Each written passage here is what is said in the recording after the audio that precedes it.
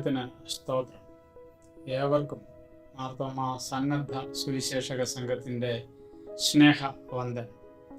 അടുത്ത ഞായറാഴ്ച, അതായത് ഒക്ടോബർ 5 ഞായറാഴ്ച, സഭയായി സന്നദ്ധ സുവിശേഷക സംഘ ദിനമായി വേർതിരിച്ചിരിക്കുന്നു.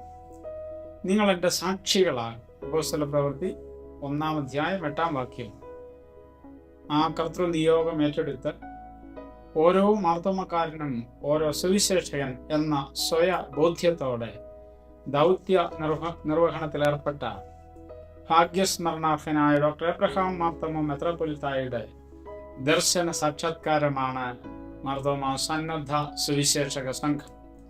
ആ ശ്രേഷ്ഠ ദർശനം സഫലമാക്കി തീർക്കാൻ പ്രയത്നിച്ച നമ്മുടെ പൂർവ്വ മാതാപിതാക്കൾക്കായി ദൈവത്തിന് സ്തോത്രം.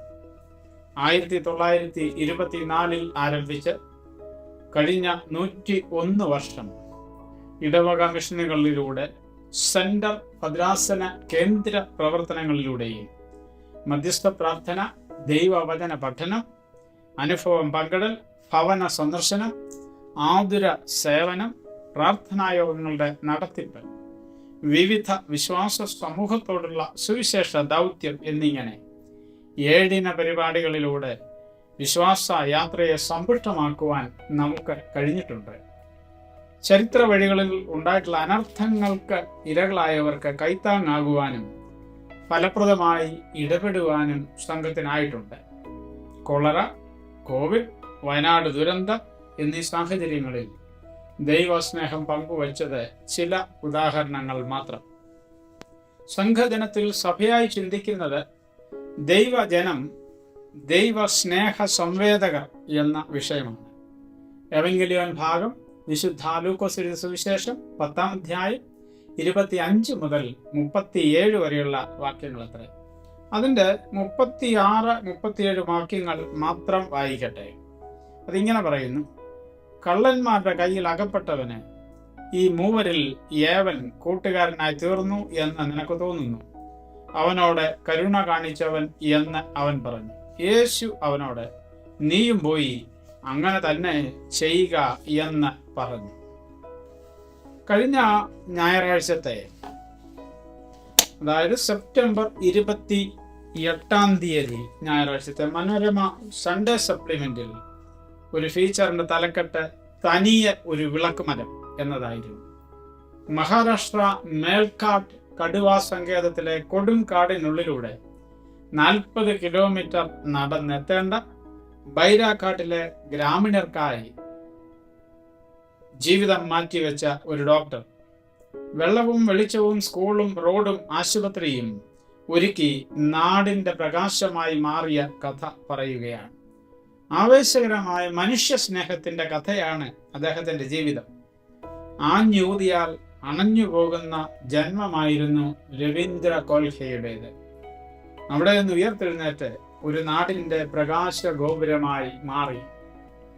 15-ാം വയസ്സിൽ ഇനി അധികം ആയുസ്സില്ലെന്ന് വിധി എഴുതിയ ഡോക്ടർമാരെ അമ്പരിപ്പിച്ച് ഇന്ത്യയുടെ 1 രൂപ ഡോക്ടർ ആയി മാറിയ കഥ അതിശയകരം.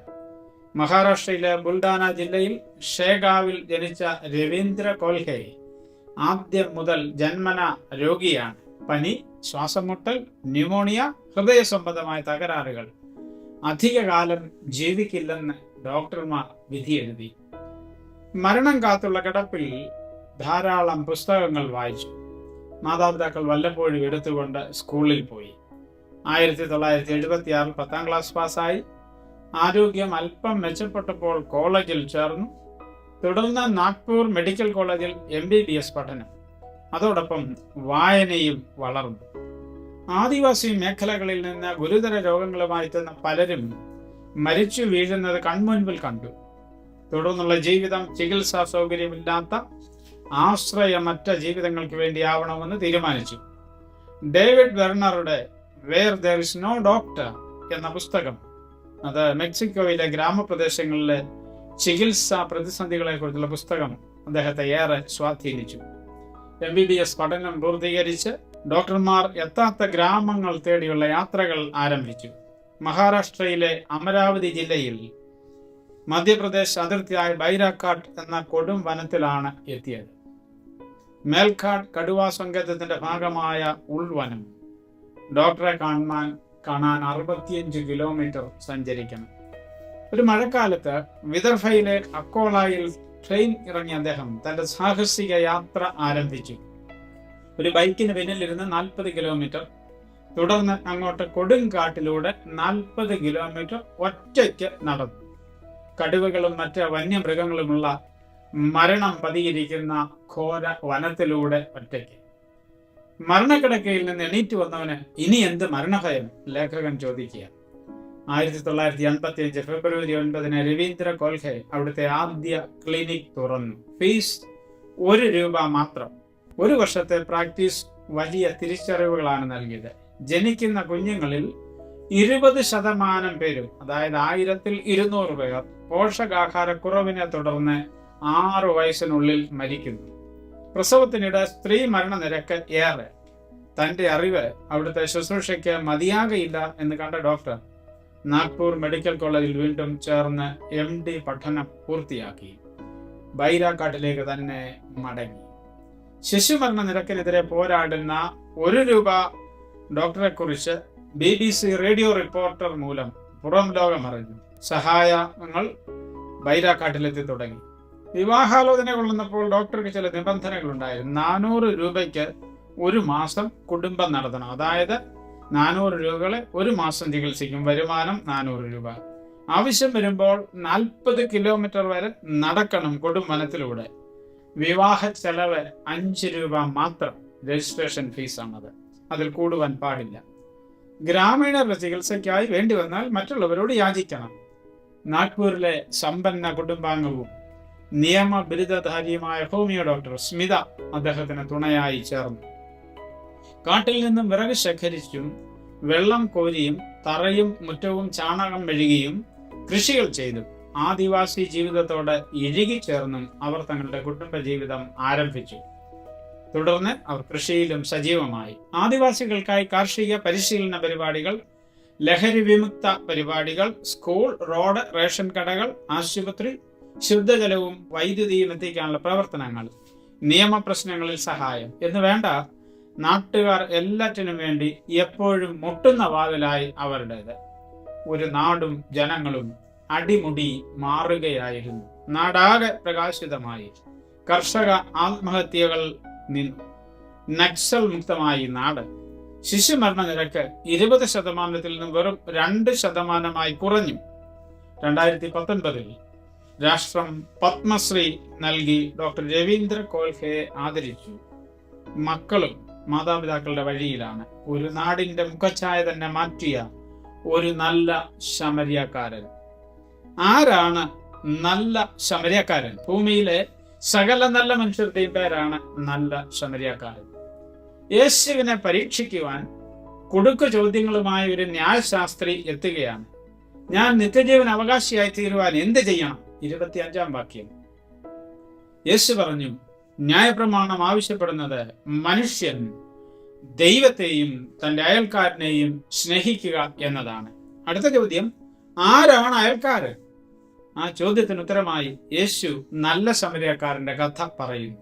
യെരുശലേമിൽ നിന്നും യെരിഹോവിലേക്കുള്ള വഴിയിൽ കള്ളന്മാരാൽ ആക്രമിക്കപ്പെട്ട് മുറിവേറ്റ യാത്രക്കാരൻ, യഹൂദന്മാർ വെറുത്തിരുന്ന ശമരിയക്കാരൻ അവന്റെ രക്ഷയ്ക്കെത്തി മുറിവുകളെ കഴുകി വെച്ചുകെട്ടി സത്രത്തിലാക്കി പരിചരണം ഉറപ്പാക്കി.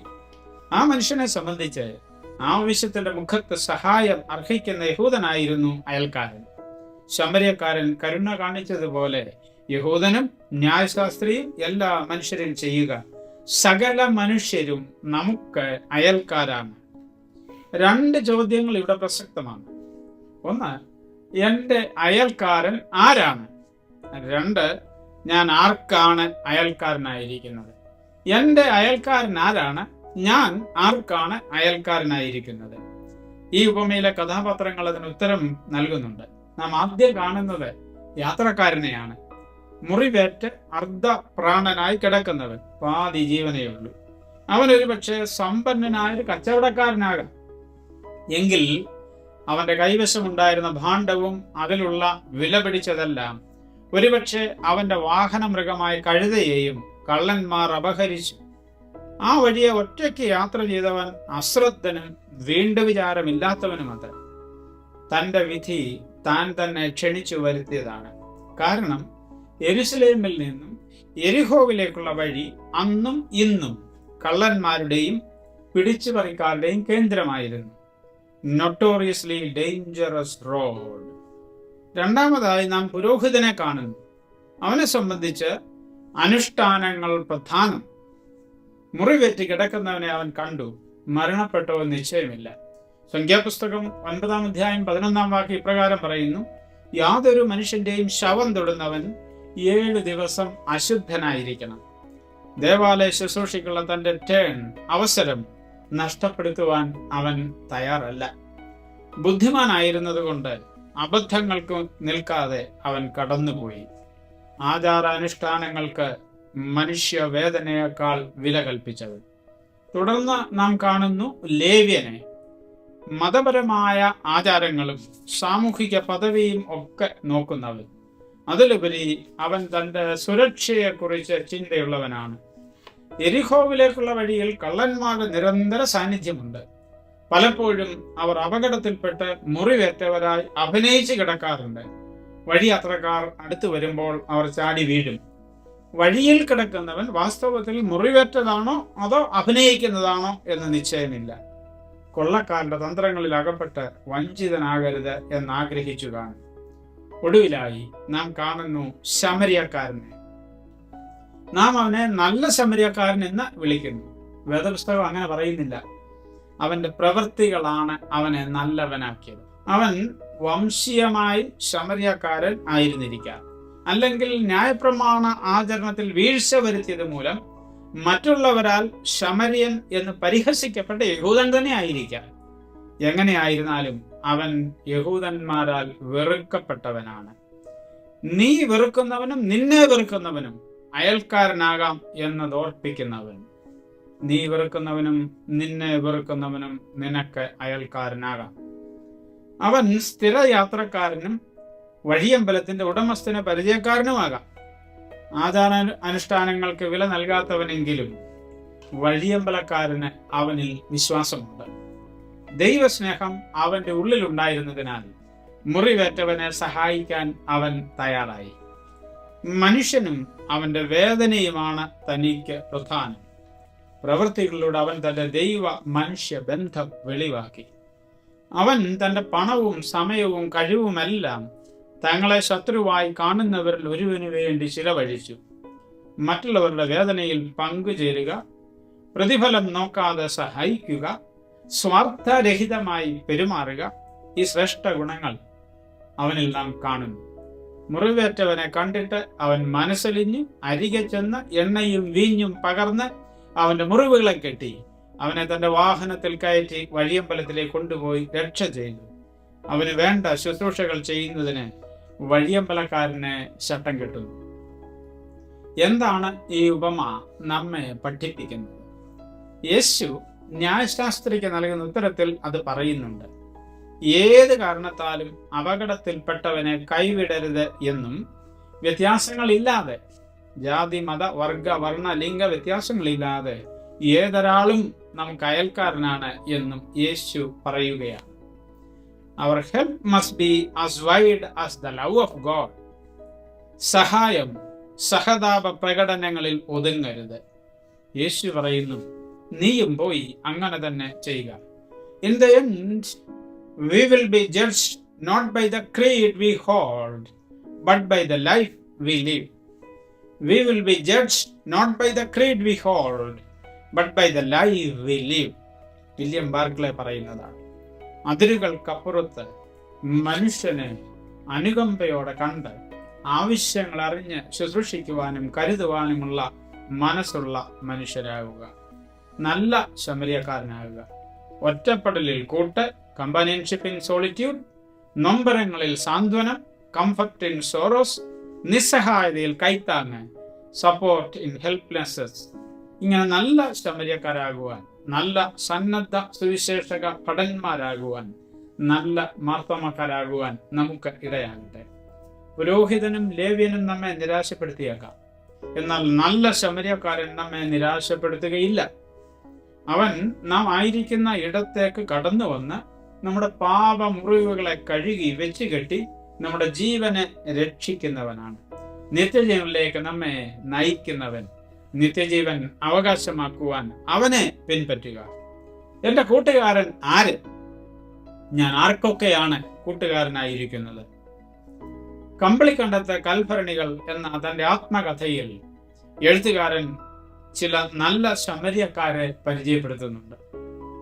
കരിന്തിരി കത്തിക്കൊണ്ടിരുന്ന ഒരു ചെറുപ്പക്കാരന്റെ ജീവിതത്തെ കരം പിടിച്ചുയർത്തി അന്യ സമുദായക്കാരനായിരുന്ന അവനെ പഠിക്കുവാൻ കൈത്താങ്ങായി തീർന്ന അഭിവന്യ ഗീവർഗീസ് മാർ അത്തനേഷ്യസ് സഫ്രഗൻ മെത്രാപ്പോലീത്ത തിരുമേനിയും ബഹുമാനപ്പെട്ട വർഗീസ് ജേക്കബ് അച്ഛനും പറഞ്ഞുറപ്പിച്ച സ്വർണം കൊടുക്കുവാൻ കഴിയാതെ തൻ്റെ സഹോദരിയുടെ വിവാഹം മുടങ്ങുമെന്നായപ്പോൾ അച്ഛൻ്റെ അക്കൗണ്ടിലുള്ള പണം എടുത്തു കൊടുത്തിട്ടും തികയില്ല എന്നറിഞ്ഞ് കയ്യിൽ കിടന്ന വള ഊരി കൊടുത്ത, പണയം വെപ്പിച്ച് പണം നൽകിയ, നമ്മുടെ ഇടയിൽ നിന്നും മൺമറഞ്ഞു പോയ മീനു കൊച്ചമ്മയും.